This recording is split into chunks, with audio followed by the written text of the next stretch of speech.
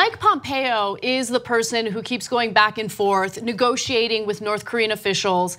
And these talks are allegedly and reportedly going nowhere.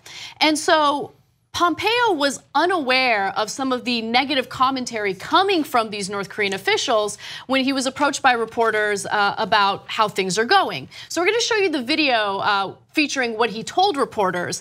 But keep in mind that a spokesman of Pyongyang's foreign ministry said, we had expected the US side would offer constructive measures that would help build trust based on the spirit of the Leaders' Summit. We were also thinking about providing reciprocal measures. However, the attitude and stance of the United States showed in the first high-level meeting between the countries was no doubt regrettable. So they said that. They talked about how the US has been gang-like in the way that they've treated these talks.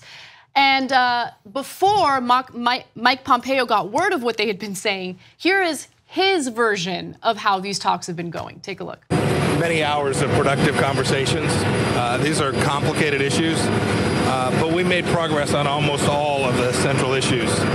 Some places a great deal of progress, other places there's still more work to be done. Then he hears about how North Korea is referring to the US tactics as gangster-like. And then he changed his tone a little bit. Take a look.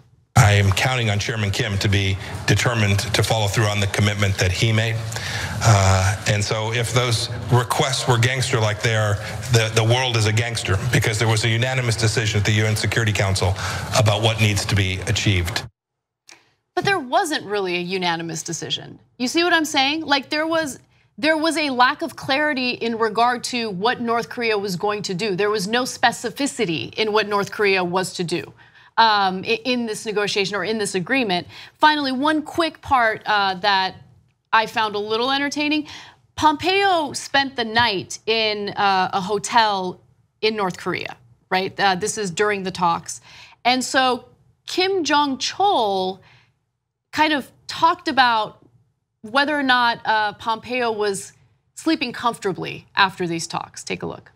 This is your first visit to our country yet. This was your first night in our country. Did you sleep last night? I did. Thank you for the accommodation. But we did have very serious discussion on very important matters yesterday. So thinking about those discussions, you might have not slept well last night. Director Kim, I slept just fine. We did have a good set of conversations yesterday. I appreciate that. And I look forward to our continued conversations today as well. So look, that's super weird. And when I read it, I was like, what kind of stupid gamesmanship are the North Koreans playing here? But now I'm beginning to think that maybe that was some sort of coded language now that I saw it on video, because Pompeo and senior American leaders had never stayed in North Korea overnight before. This time they do. Did they bug his room? Did they know something that he did last night? It was creepy. There was definitely something creepy about that exchange. I was amused by it just because it was unlike anything we've ever seen before. And I was curious to see on video what Pompeo's reaction would be, and I think he handled it fine. No, he handled it totally fine. So I actually have two things where I think we should be fair to Pompeo. Again, sentences I never thought I'd speak, because he's right-wing, total super militaristic, does not believe in separation of church and state. So I don't want you to get me confused. Pompeo is a terrible guy, okay? But in this case, one, I gotta give him credit for that great line, then the world's a gangster. Okay, maybe we should get that on the soundboard. I kind of like that one. Okay, now in all seriousness, the thing that we have to be fair to him about is he's stuck between two idiots, right? Who can't keep their word at all, more importantly. One is Kim Jong-un and the other is Donald Trump. So Donald Trump comes out and says, we solved it, they're gonna denuclearize.